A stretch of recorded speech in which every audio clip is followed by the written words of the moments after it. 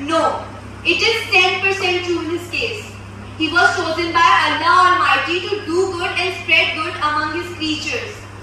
And that good came back to him in the shape of praise, love and respect he is gaining up till now. Hakim Sahab was a person who made enormous contributions in the field of health, education and culture, who worked hard his whole life for the welfare of humanity and a better future for the next generation, who attended millions of patients and never charged a penny. My dear friends, there could be no definition of a successful life that does not include services to others. And the penetrating personality, Hakim Sahab, led a successful life where the services to mankind was his top priority. Moreover, he was a man of